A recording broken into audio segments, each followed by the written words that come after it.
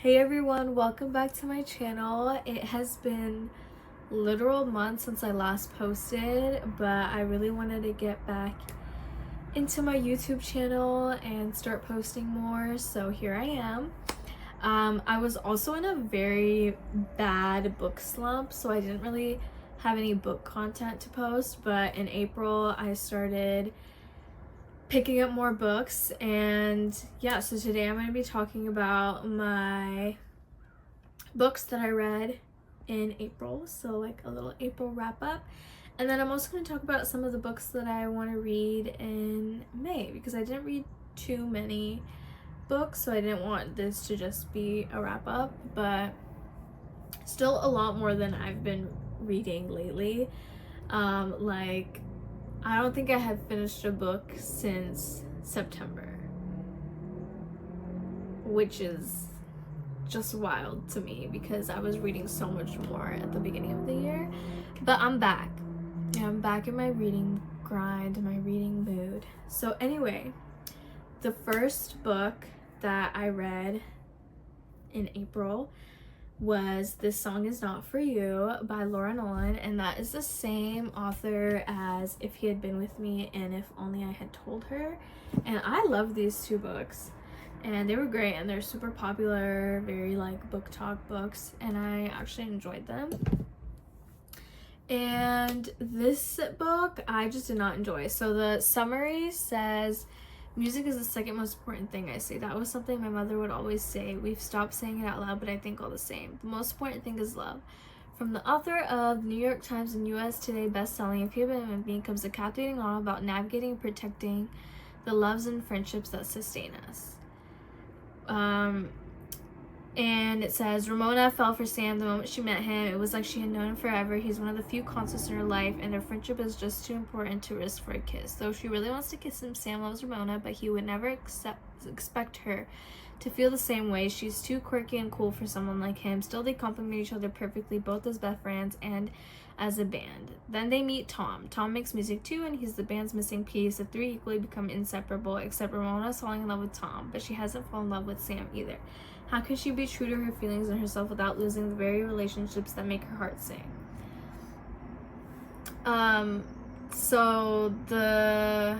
Let's see what it says. So the genre falls into romance, young adult, contemporary, LGBT, music, queer, fiction, polyamory, asexual, teen, and a bunch of other genres, I guess. But it's a romance, but there wasn't okay, so I don't even know what to say about this book. I did not like it. I gave it 1 star. The reason I wanted to pick it up was because I was like, oh, it's about music, and if you know me, I love music, and I thought it was gonna be really good. I thought it was gonna be super romantic, but it really wasn't. The whole story was just us following Ramona, Tom, and what's the other dude's name? Sam. And they form a band together, and they all want to like go to like similar colleges, but they end up not going to the same colleges, so that causes like a whole thing. And then at the end, basically they all end up together, like a throuple or whatever. And that was just so weird. That was not an ending I was expecting at all. And I don't know, it just seemed like the book was about their band the whole time, and then we didn't really get much like connection, and I didn't really connect to any of the characters in any big way. So that was kind of sad. I think this is like the lowest I've ever rated a book. The only thing was I read it in 1 day, and it weirdly got me out of my book slump, because then I started reading a lot more after I finished this book, and I was so motivated by the fact that I read it all in 1 day. And so it's definitely like an easy book to get through. The writing is very like easy. That was probably the only thing I liked about it. So yeah, enough of that one. Okay, the next book I read, which I do have the physical copy, is Wild Love by Elsie Silver. This was my first Elsie Silver book. This is a contemporary romance, small town romance, friends to lovers. So The back says she's been driving him wild for years, the good kind of wild, the bad kind of wild, but mostly the kind of wild that comes with wanting your best friend's little sister and knowing you can't have her. So we follow Ford Grant. He's like the world's hottest billionaire, but he just wants to like make a recording studio. And then there was a nice aspect of it where he's actually finds out that he's like a father to this young girl, so there's that kind of aspect to it. And then he likes his best friend's sister, Rosie Belmont, and she comes back into town after she like gets fired from her job, and she starts living near her brother again. And I don't know, I gave this one a 3-star. I'm trying to even remember any details about it, and I literally can't, except that he basically had been wanting her all these years, and that was just kind of weird too. I feel like it's so overused, this whole like he's been wanting him forever, and she's been wanting him forever, and then they just take forever to finally get together, and then it's like, I've been wanting you all these years, but then we don't see like any of the tension or any of that. But still, I gave it 3 stars. It was pretty long. I didn't think that it had to be that long. It's around like 400 pages or so, but still, I enjoyed it. I thought I was gonna enjoy it a lot more than I did, but I also thought it was gonna be like a country romance, or like a, what is it called, like cowboy romance, because of Wild, but it wasn't that. So yeah, and I didn't really think their love was that wild. That's just my opinion. So yeah, 3 stars. Okay, the next book I picked up was The Mister by E.L. James. My sister has been wanting me to read this because she really liked it, but I actually DNF'd this, guys. I got to page 203 and I just could not get through it. It's a passionate love story, and basically there's this dude named Maxim, and he has money, good looks, and he gets this new maid, so she's his maid, and they end up liking each other, and they think they're both really attractive, and then the story goes on from there. But I just like could not get into it. I really tried, but I just had no desire to keep reading it, and I just didn't like the writing that much. E.L. James is the same author as 50 Shades of Grey. I've never read that either. I've watched like clips of like the movie, but yeah, wasn't a great fan of this. I might pick it up again, but for now it's a DNF for me. Okay, next book I picked up was The Boyfriend by Frida McFadden. I had never read a Frida McFadden book before, but I actually loved this. I still gave it 3 stars because for some reason I thought it was going to be a little romantic. So I should have known that from like maybe looking at what the actual genre was, or knowing. Or it literally says check out more mind-bending thrillers. But I thought it was like romantic too because it says The Boyfriend on it.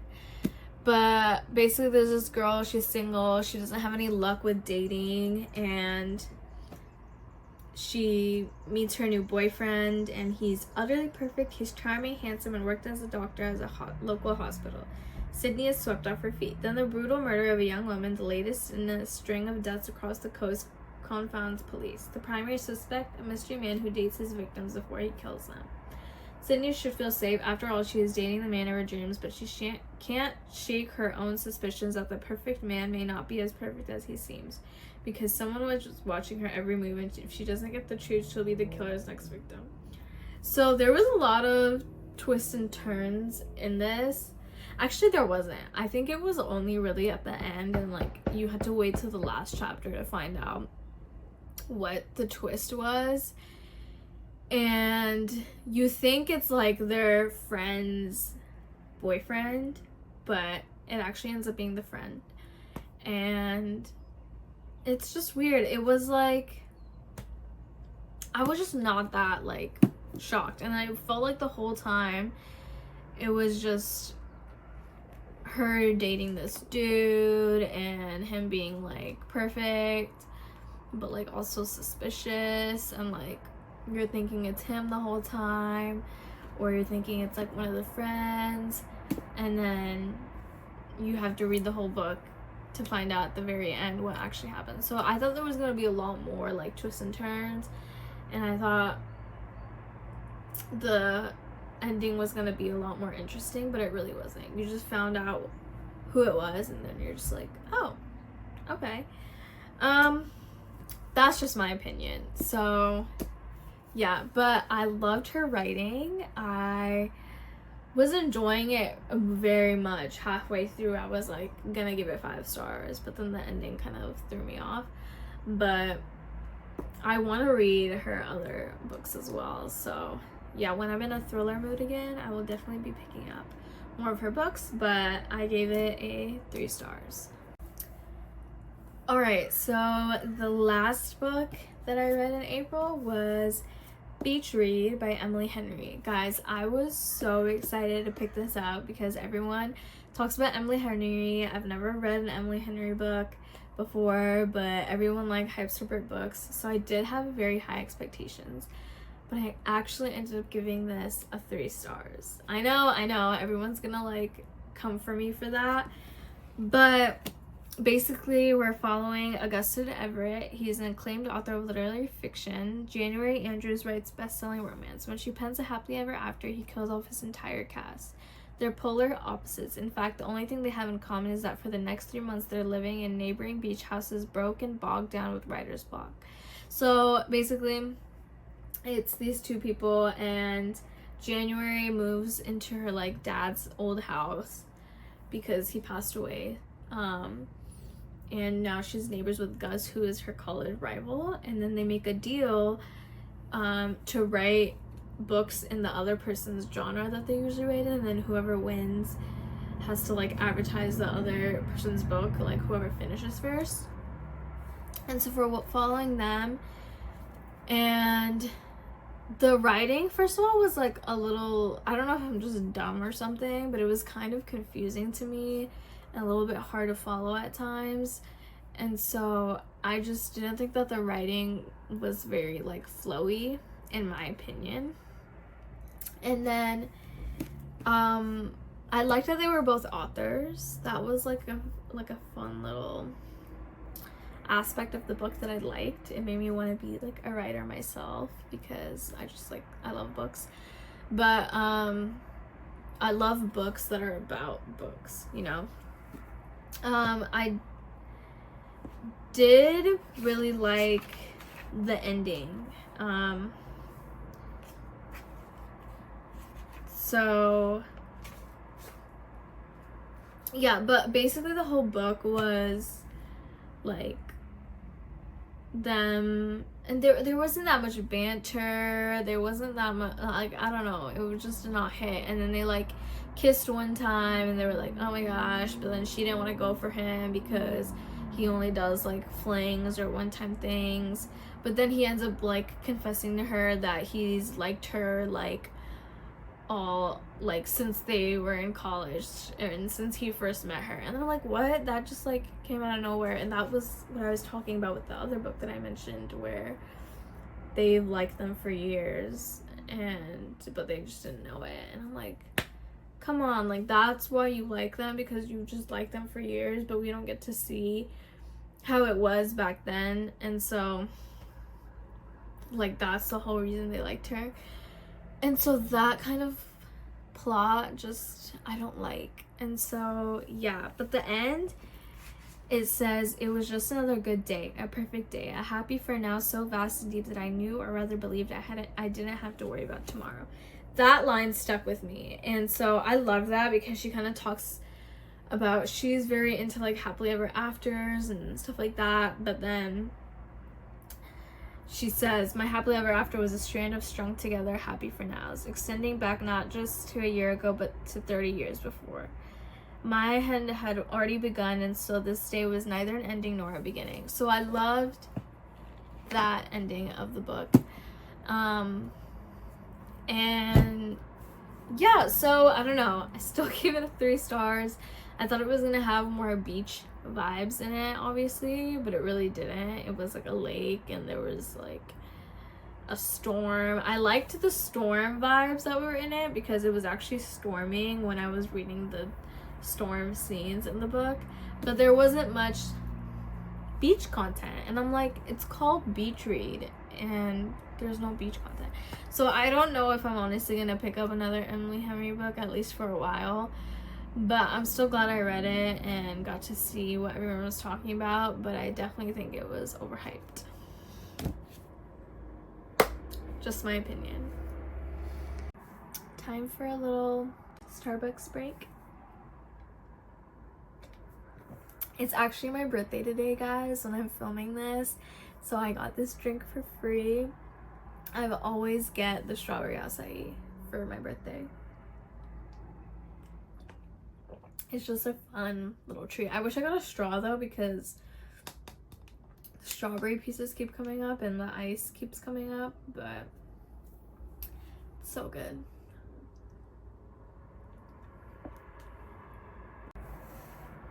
Alright, now I'm going to talk about the books that I want to read in May. I'm super excited because I'm finally back in like my book grind and I've been reading a lot, so it makes me super excited, and I'm just excited to see how many books I can finish this month. So anyway, the first book I want to read is Once Upon a Broken Heart by Stephanie Garber. It is a fantasy romantasy, and basically it says on the back, how far would you go for happily ever after? Evangeline Fox has always believed in true love and happy endings until she learns that the love of her life will marry another. Desperate to stop the wedding, Evangeline strikes a deal with the charismatic, immortal Prince of Hearts, but she soon discovers that bargaining with the Prince of Hearts is a dangerous game. He has plans for Evangeline, plans that will either end in the greatest happily ever after or the most exquisite tragedy. So I actually have not read a fantasy romance in a while.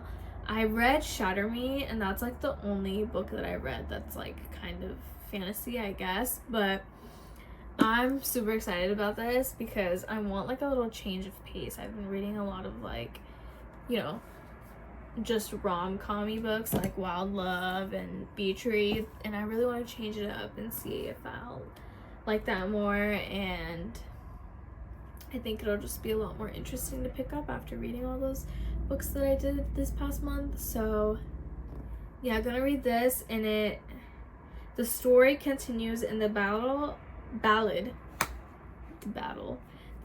of Never After and A Curse for True Love. So it's like a little series. The next book that I want to read is The Girl Who Fell Beneath the Sea. This one is, hold on. Okay, sorry, I had to look up what exactly it was, and it is a young adult fantasy and science fiction, and this actually a Barnes & Noble worker recommended to me, and so I just picked it up because I would have felt bad if I didn't pick it up, but I was like, it's fantasy, so I'm like, I definitely want to read it. And since I just bought it, I'm like, I want to just read all the books that I'm buying when I buy them. So yeah, anyway, it says on the back, don't chase fate, let fate chase you. Deadly storms have ravaged Mina's homeland for generations. Her people believe the sea god, once their protector, now curses them. Each year, a beautiful maiden is sacrificed to the sea in hopes of appeasing him. Many believe that Shim Cheong, the most beautiful girl in the village and the beloved of Mina's older brother June, may be the one to finally end the suffering. But on the night Cheong is to be sacrificed, June follows her out to sea, knowing that to interfere is a death sentence. To save her brother, Mina throws herself into the water in Cheong's stead. So anyway, that's all I'm gonna say about it. I'm excited to read it. It's the monthly pick for Barnes & Noble as well, I guess. I don't know what month, but it was at some point because there's a sticker on it. So yeah, we got that one. Oh, and by the way, it's by Axio, if you're wondering. And the next book I want to read is The Proposal by Jasmine Guillory. Don't know how to say her last name. But I've had this on my TBR forever, and I actually saw in Emily Henry's little book at the end somewhere. Hold on, let me find it real quick. Let me find it. Alright, it says, "What's in Emily Henry's very overstuffed beach bag?" And so it has a list of books at the back, and one of them is actually The Proposal by Jasmine. And I was like, oh my gosh, I think that's a sign for me to read it. So it's on my list for May to read. And this one says, "When someone asks you to spend your life with them, it shouldn't come as a surprise or happen in front of 45,000 people." So basically, this girl, she gets proposed to at a Dodgers game, and it says on the back, "Saying no isn't the hard part. They've been dating for only 5 months and he can't even spell her name correctly. The hard part is having to face a stadium full of disappointed fans." At the game with his sister, Carlos Ibarra comes to Nick's rescue and rushes her away from the camera crew. He's even there for her when the video goes viral and Nick's social media blows up in a bad way. Nick knows that in the wilds of LA, a handsome doctor like Carlos can't be looking for anything serious, so she embarks on an epic rebound with him, filled with food, fun, and fantastic sex. But when their glorified hookups start breaking the rules, one of them has to be smart enough to put on the brakes. So yeah, that's what this book is about, and that is why it is on my to be read. And the last book that I have for May that I'm actually the most excited about is First Time Caller by B.K. Borson. I've read Mixed Signals by B.K. Borson, but I don't really remember what really happened in that, but I remember that I liked it. And so this book went like completely viral, at least on my TikTok feed. I'm like seeing everyone read it. And then I went to Barnes one time and I saw it and I was contemplating getting it, and then I didn't get it. And then I had a dream one night that I was looking for the book and I forgot to get it, and I was like, oh my gosh, they're probably sold out of it. So then I literally went to Barnes like the next day or something looking for it, and I was like, I'm gonna be so upset if they don't have it. And I didn't think that they were gonna have it because I thought that, you know, everyone's trying to buy it because it like just came out and a lot of people have been reading it. But then they had like 1 million copies, so I was like, okay, that's fine, good for me. And so yeah, I got this, and it says on the back, "A hopeless romantic meets a demoralized radio host in this cozy, sleepless, and Seattle-inspired love story." And so yeah, it's like a little love story about like with a hotline, and that's what it's about. I don't want to read like the whole back of it, but can we just talk about the cover? This is the prettiest cover I've ever seen in a book, and I just want to display it like face out on my bookshelf. It's beautiful, and it's also not too long. Well, it's around 400 pages, but it's the prettiest cover I've ever seen, and so I'm really excited to read this one. But that was the last book on my list, and this is the end of the video. So thank you so much for watching. I hope you guys enjoyed. Please leave me a supportive comment below if you watched till this point, and if you are liking the revival of my YouTube channel. I would love any support. Like this video, give me some suggestions on what other type of books you want me to post. And yeah, with that, I hope you enjoyed this video, and I hope to see you in the next one. Bye guys.